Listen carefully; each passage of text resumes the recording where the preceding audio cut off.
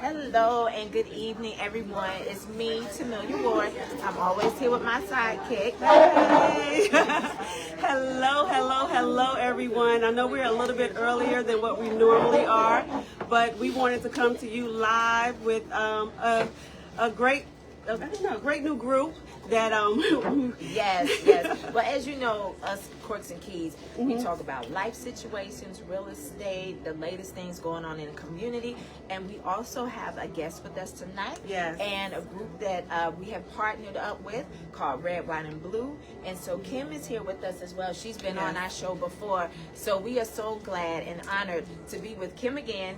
And also this, so Sharice is going to be hosting a podcast tonight. You know, we're all here together, but it's called Raise Hell, Raise Hope.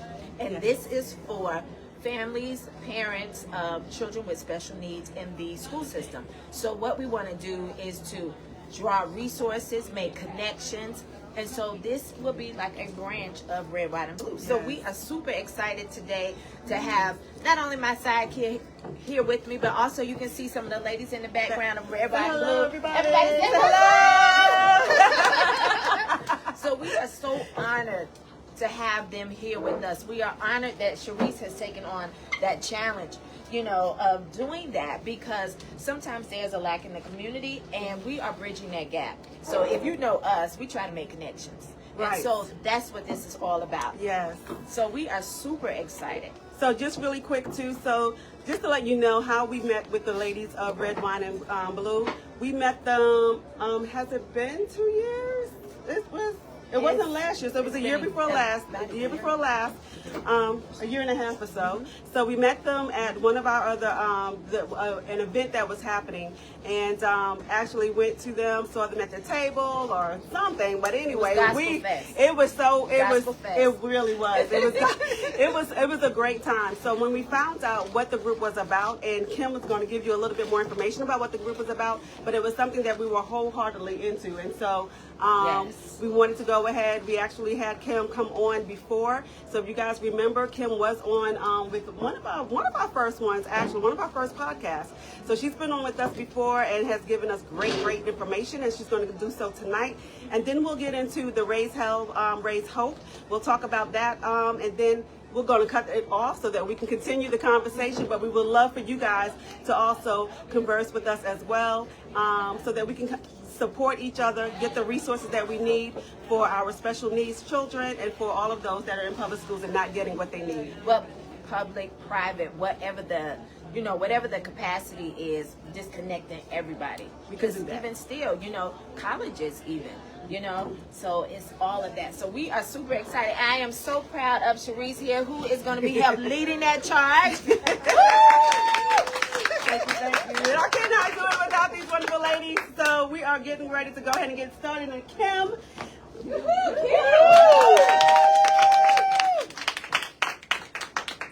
Thank you so much.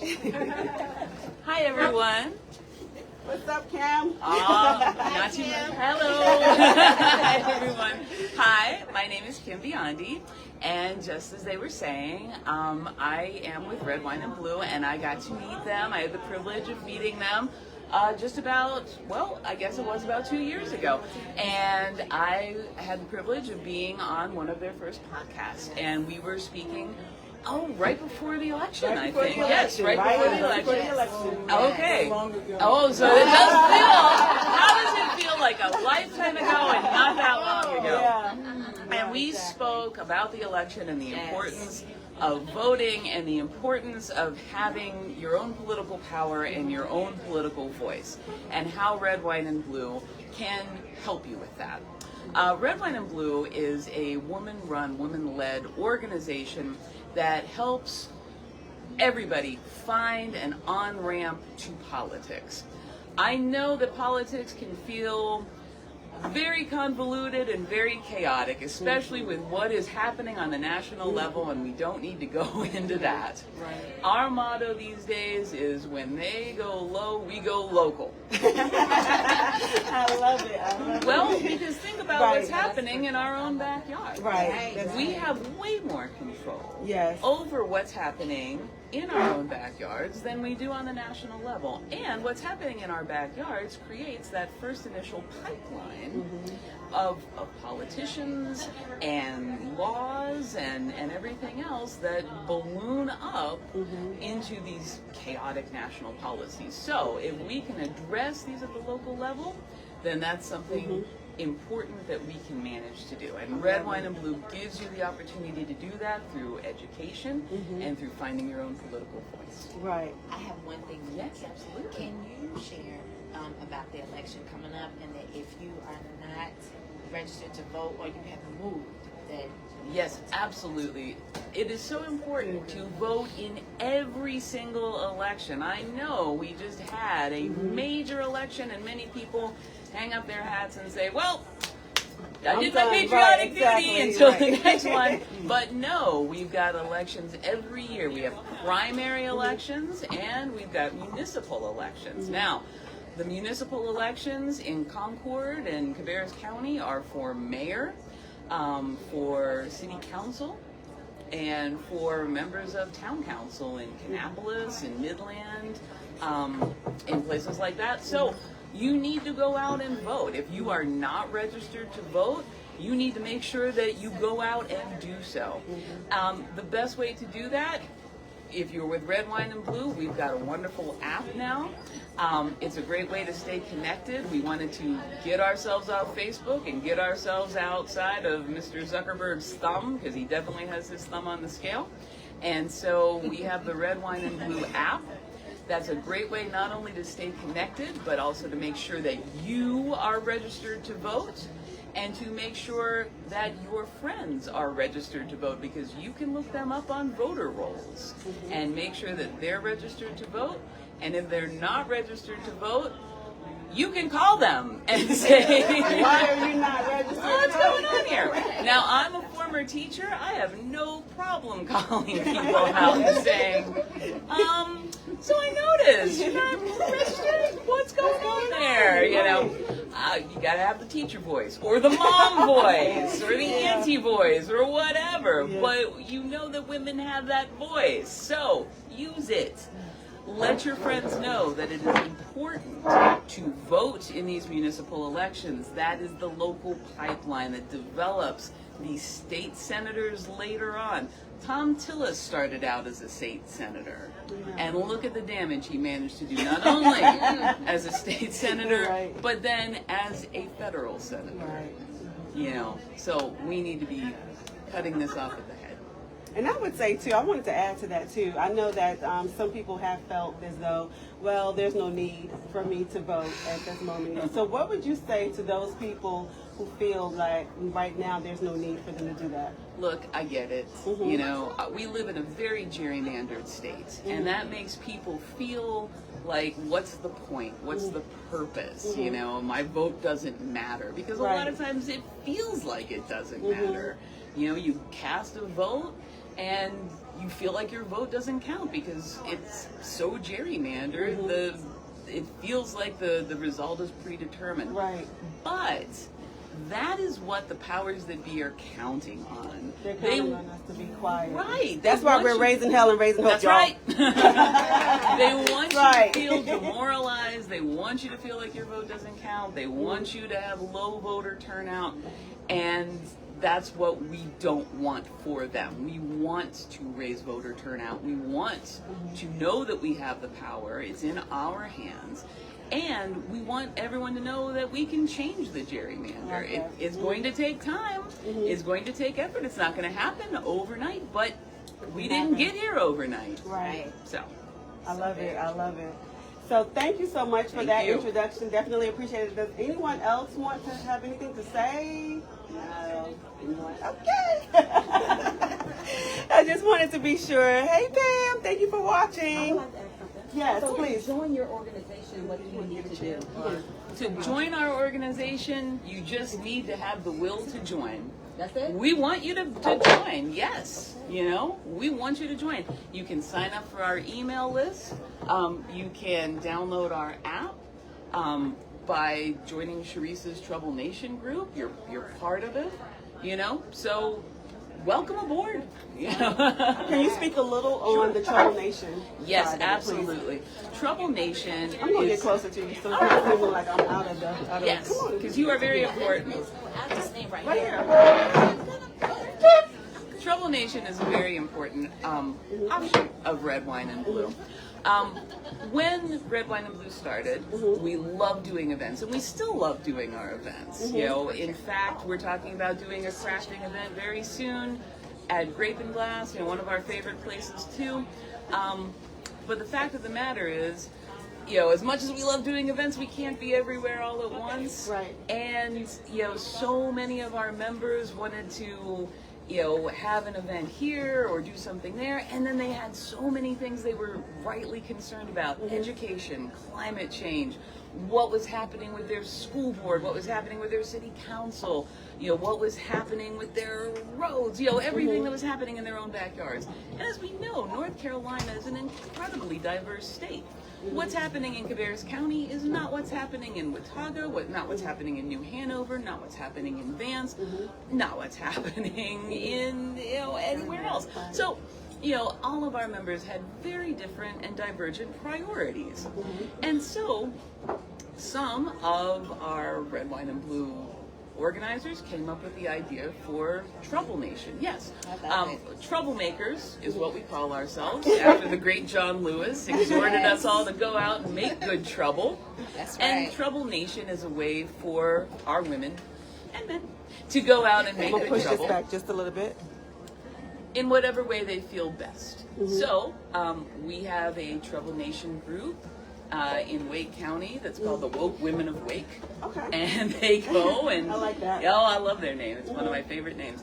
And they go and they do whatever it is they feel needs to be done in Wake County. We have Trouble Nation groups that make it their mission to go to every school board meeting and speak up for their teachers at every school board meeting and speak up for their public schools. There's a research group in Rockingham County who is a very small, quiet group, but they make it their mission to do research on all the candidates so that they can have something to hand out come election time at the polls to counteract what other political parties are handing out at the polls. There are groups that play bunco. There are groups that do drum circles. While building community, it's all about what you feel is important and necessary in your area. I love it. Yeah? Now you said that Red Wine and Blue is pretty much, what is it, all over? It's national, so we've got over 250,000 members nationwide, and in North Carolina alone we have over 40,000 members. That is awesome. That is Yeah. awesome. Talk about spreading the word. Yeah. I like that. I love love that. it. I love it. So that brings us to tonight, you guys. So tonight, we are introducing a new group, and it is under Trouble Nation, and it is called Raise Hell, Raise Hope.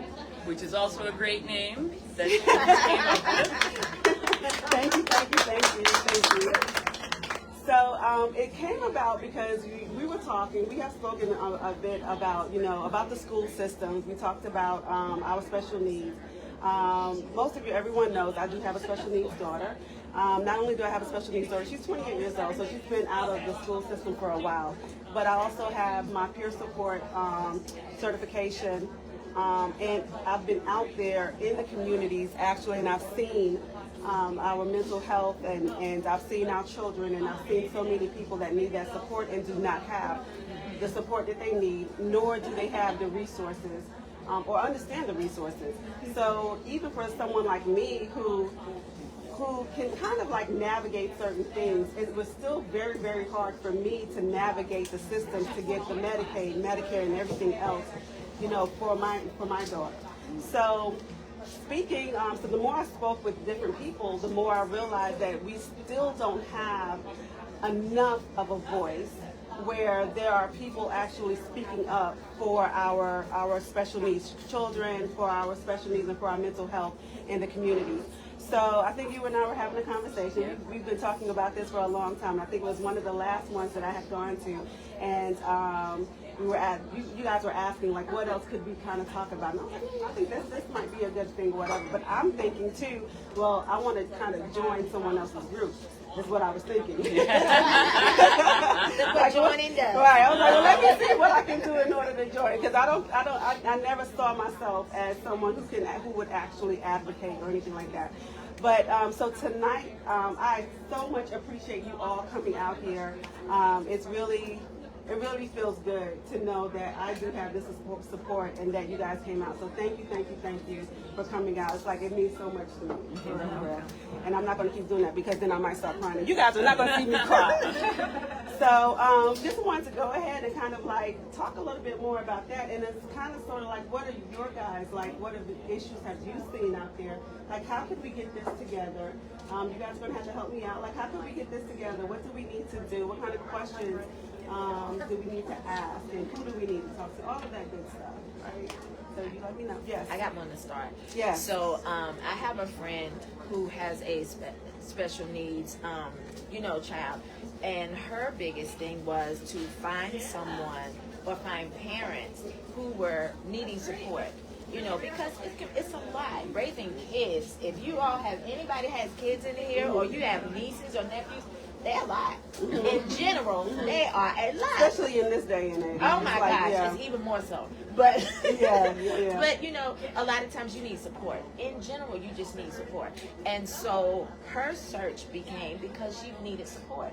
Now she's in Gaston County, and like you, she couldn't find the support she needed. So what she ended up doing was creating her own. So in Gaston County now, there is a support group for families. And so they meet about once a month where they bring their kids and also for any resources as far as health and far as, different centers or individuals they can take their kids to, and then also doing different groups such as like recreational things, art, and stuff like that, and crafting and all of that, just so that way it can help relieve the parents and also they're not in this alone. So that was her biggest thing. So she's out in Gaston County, and her name is Cassandra Henry. I call her Cassie. But her name is Cassandra Henry. And so the group that she has is in Gaston County. She is on Facebook, so if you look on Facebook and you look up Cassandra Henry, then that can connect you with it. But again, I was proud of her for seeing the need, like you, and creating that. A lot of times when we don't have what we need, we have to create it. And then we realized that there were other people out there wanting to create the same thing or needing to.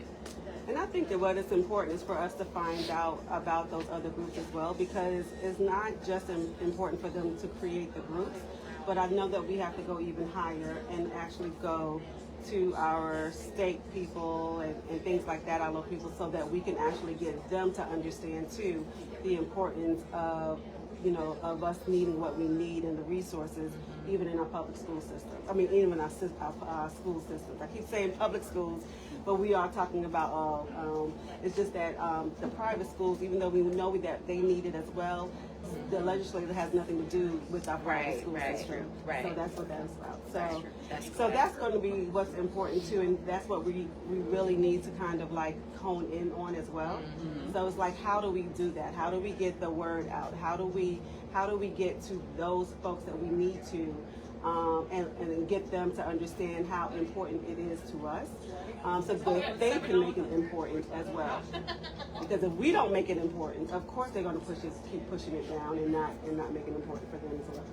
Right. It's a very difficult thing to navigate, especially with all the cuts happening at the state level. And I'm afraid to say that very often it's special education that's first on the chopping block. I also organize in Forsyth County, and you may remember that at the beginning of this school year, they had huge student walkouts and many angry parents and teachers speaking at the board meetings because they had an enormous budget shortfall. And what was on the chopping block first? Special ed. So I know too, from what I understand, tomorrow is going to be some major cuts for Medicaid and Medicare, right? Yes. About that? So I don't know exactly what we can talk about that a little bit, because I would like to find out. Have you guys heard about that as well, about some of those major cuts? Sure.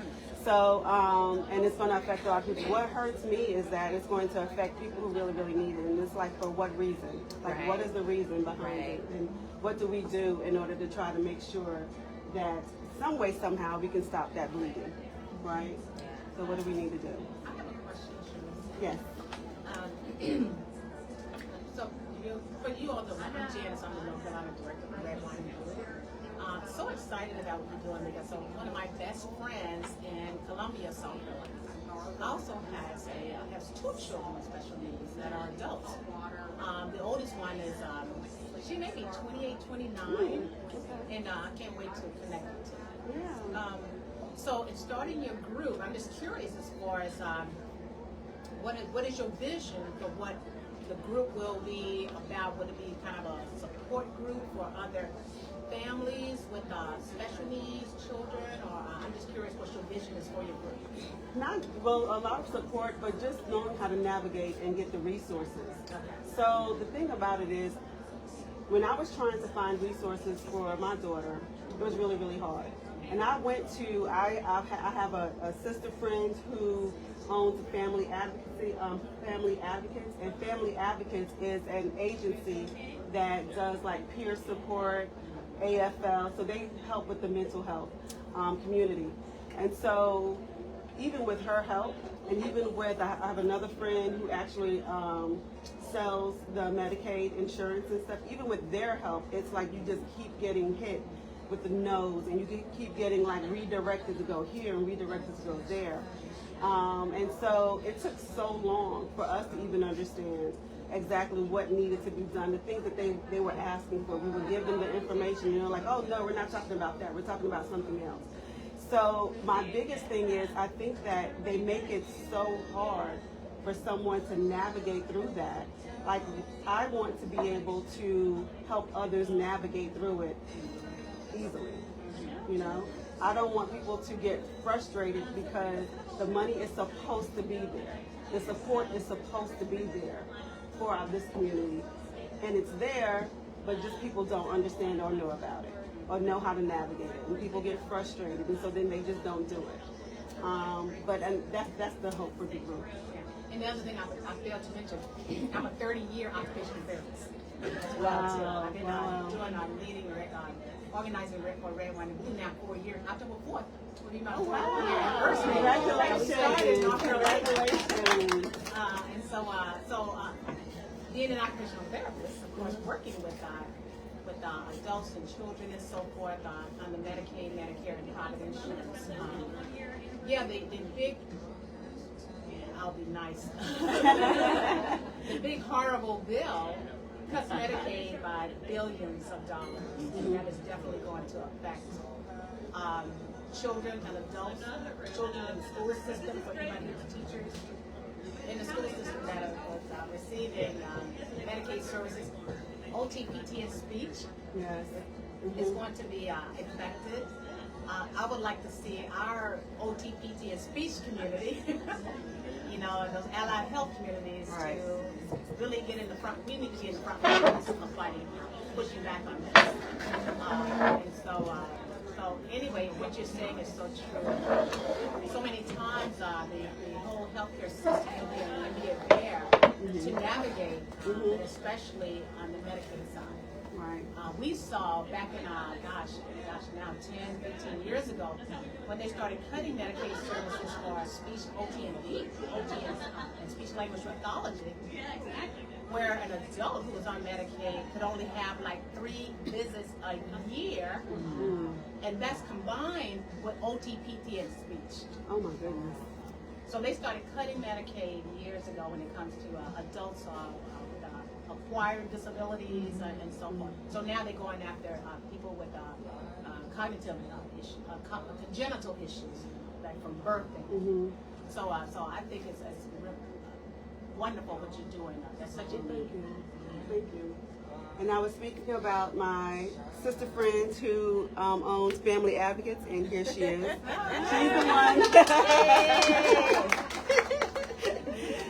So basically, we just kind of started a little bit, and we were just talking about how difficult it had been for us when we were trying to navigate through some of that stuff. See your face, you see our face, right? How difficult it was for us to kind of navigate through some of that stuff. You guys don't see her face, but her face is serious at all. No. And we were just It's talking still about difficult to navigate, especially like, I'm sorry, I didn't get your name. Janice. Miss Janice was saying with all the changes coming with this new bill, even some changes, as you all may or may not know, go into effect tomorrow with the Medicaid cuts starting tomorrow. And just got to really just, luckily in this area, I'm not sure what Alliance is, and my partners is actually putting off their cuts until November the 1st to give everyone time, I guess, to see what this is really going to look like when it comes to Medicaid, mental health, IDD populations, what all this means. And my fear is this is only the beginning of the cuts. Yeah. So that once they start cutting, and my fear is, okay, we're going to cut it 3% and see what they do. Oh, they're doing fine with that 3% cut. Let's cut it 3 more percent. They seem to be making do with it. Let's do it, you know, whatever. I hope not. I don't want to say that I hope the cuts fail, but I do hope they see the need to put it back. That's what I hope. I hope they see that even with the cuts, whatever it is they're trying to accomplish with the cuts, I hope they see, you know what, this is not where the cuts need to be. Let's try to go somewhere else and see where we can cut something else, but not this. So with that being said, I would say maybe that's something too that we can kind of look at and kind of see like where do we fit in that space of it? Like what can we do to try to help that be seen? Like what can we do? Speak up. Right. Speak up. Don't just sit back quietly, because I guarantee you, even if you are not directly affected by the cuts, I promise you, you know somebody. You don't know who you know that's going to be affected by this. You know, it's like, well, I don't know anybody. And not to sound morbid, but you do, because you see it with the suicide rates. Yes. Think about that. Think about how many people they see no other way out. And Lord forbid, if it's my child that's get cut, and there's nothing I can do. But it's like you don't want to fail anybody, but to fail your child because there may be no one else there that can care for your loved one but you. And if not you, if not me, then who? And that's what I think they're forgetting about. You know, when you're doing the cuts, who do you think is who do you think is providing these services? Because they are not able to care for themselves. And Lord knows they tried. A lot of them they tried. They do. But they do fall short in some areas. Yes, they have greater abilities in some aspects, but there are some areas they just fall a little bit short, and they need that extra help. And it could be that 3% they're cutting. Right. So when we say we want to speak up, I guess that we can need to write that down too. It's like, how do we speak up? Like, who do we speak to, right? When you What hear type of about your things- town halls, go to your town halls. Okay. Right. Speak up that way. When you hear about, That's true too. If they have one, that's if they true have too. one, if you hear about, you know, the governor's going to be here or there, if you can get off that there, if you can make that drive, show up where the governor's going to be at. And when they, you know, welcome you to the room and, I see you're here. You have anything you want to say? I absolutely do. I absolutely do. I want to talk about these cuts you're making. And I want to let you know how I'm affected. I want to let you, because I don't need to tell their story. I'm going to tell you my story. I'm going to tell you how this affected me on a personal level, because that's what needs to be said. You know, everybody's being quiet, hoping somebody else speak up. Well, it's your turn. You gotta stop being quiet. Yeah. And like you said, what I like about what you said is that all of us know someone We all know who somebody. is going to affect, right? We have people in our households, we have people in our families, all of that. So speaking up, raising hell. Right? Raising hell, yeah. Raising hell Going to the, continuously, even if you yeah. don't have a kid in school, go to the schools anyway when they have these meetings. Let them know, you know what, I may not have a child in this school, but I have a child somewhere that's been affected. So if I can help on the local level, start here, because you never know how that might spread nationwide, just by your voice. You never know. And that's one thing that Kim pointed out, is that Red, White, and Blue is at the local level. And our voting is at the local level. Yeah. Because a lot of people think that your voice is not heard. Right. But it is. Because all these cuts and changes would not be going on if we weren't making a voice, or if we didn't have a voice. So to continue, and if anything, like you said, speak more now. Right. So that they know that we are concerned. And even when they're having these elections and everything, you're making these promises as a politician, it's okay to ask, hey, so how did you vote? So you're here now asking for re-election when these cuts came, how did you vote? Let me know how your vote went when it came, when you thought about me, when you thought about my child. How did you vote? Did you vote yay or did you vote nay? And if they say I voted for the cuts, well, explain that to me. Explain me how that affected you, because you don't understand. Even with the, I haven't watched news. I'm not sure about the potential looming government shutdown, which also will affect Medicaid. I'm not sure if they came to an agreement or not. They were talking about that, how this will also be a cut for Medicaid. Medicaid, you know, SNAP benefits, that's going to be cut. Yeah, they're on the verge of a shutdown. They're talking about SNAP benefits, which is a whole another about thing. that today. So one of the judges was talking about that today. So she doesn't know what's going to happen tomorrow, but she doesn't know whether or not she's going to be walking into a job tomorrow or not. And like I said, she's one of the judges, and so she said she doesn't know exactly what's going to happen tomorrow, as early as tomorrow. So yeah. One other thing. So Red, White, and Blue is nonpartisan, but let's be real about this. Let's be real about who and what party is basically taking away Medicaid. Red, White, and Blue is nonpartisan, but it's the Republican Party who basically voted for that big, bad bullshit bill, excuse me, and cut over $300 billion out of Medicaid. That's who did it. Right now, we have Hakeem Jeffries and Senator Schumer finally met with Trump. Trump finally had them in his office. Then he told them to basically what they're trying to get them to do is to put the Medicaid money back in. Put the Medicaid money back in before they do this CR bill to continue the government going. They are demanding that they put the Medicaid cuts back in, and they are demanding that they put back in the credits for Obamacare. I don't know if any of you on Obamacare have used Obamacare. I've used it before. Yes.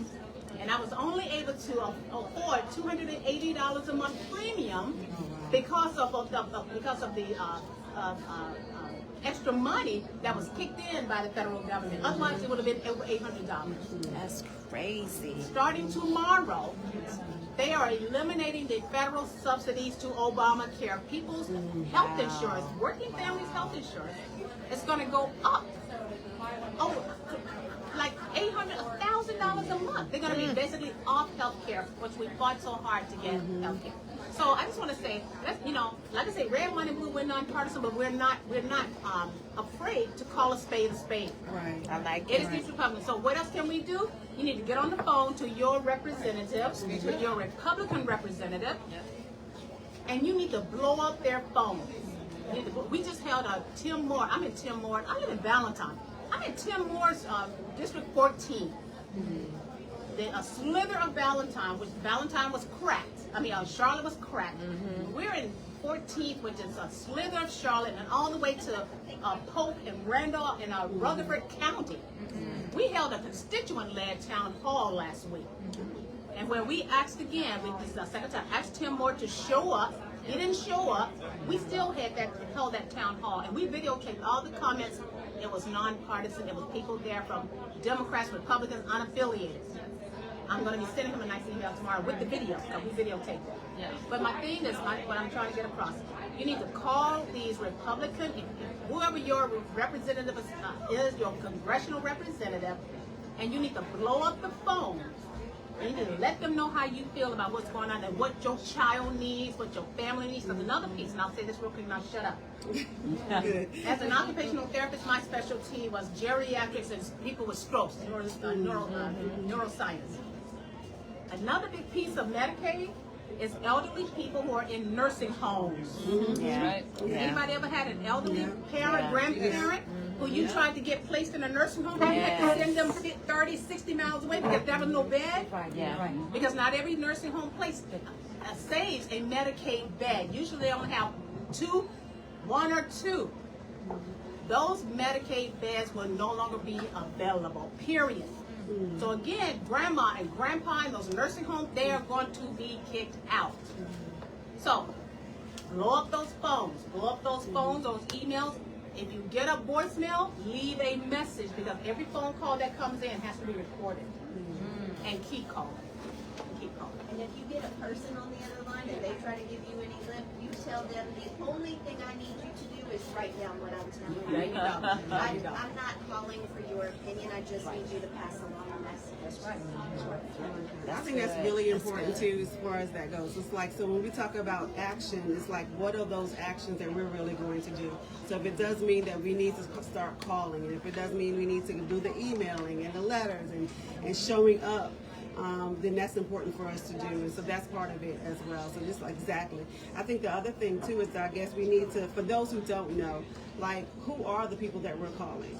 Exactly what are their names? If I need to get you their numbers, then we'll get the numbers as well. But let's get that information out there to people so that people know who they're calling. It's Mark Harris. It might be Addison McDowell for some of you, but it's probably, you used to have Alma Adams and she was great, and then they gerrymandered her away from us. And see, I loved her. I loved her I too. loved her. I still get her newsletter, but now we're stuck with Mark Harris. So I'm sorry, but it's Mark Harris. So Mark Harris. Yeah, he's awful. Another thing to do, write letters to the editor. Write your story. Letters to the editor. Letters to the editor, Charlotte Observer, any newspaper. Basically, you write your story and you send that in. You can Google that. You can go on their site, their website. They will and click on that email. You can find out what's the criteria to write a letter to the editor. Also, writing out that it's your story. We have to get the message out there, especially, I don't know, probably you've done that with your organization. If you haven't, I encourage you to do so. Okay. If y'all need some help with that, let us know. Red, White, and Blue, we got some training, we can help you with that. Oh, that would be That sounds good. That's That excellent. sounds good. Yeah. But I think that people who may be watching and who are hearing it now, they will probably need that information definitely. So we'll make sure. Glad to do it. Yeah. But we'll have to set something up for sure. Yeah, we definitely do. All right, so that's the beginning of it. So I didn't want to take the whole time, like with us, like we can continue the conversation, but I'm just going to go ahead and turn this off. Okay. All right. Come on around. Okay, so let me just do this right quick. She said, come on around. Come on around. All right, you guys. That was part of what we're going to be doing tonight. We're going to go ahead and continue on. I know that, and I appreciate everyone who actually joined in. But we weren't going to take a whole hour with you guys as far as this goes. But just so that you know, this is what we're working on right now. Please, please, please get in touch with myself, of course, with Tamelia, of course, Corks and Keys, Kim with Red, Wine, and Blue. We have Janice with Red, Wine, and Blue as well. So we are here. We have my girl here too, Tanya over here, West Virginia, because that's where I'm from. Yeah. the Blue and Gold A&T, Blue West and Gold, Virginia. West Virginia. Aggie Pride.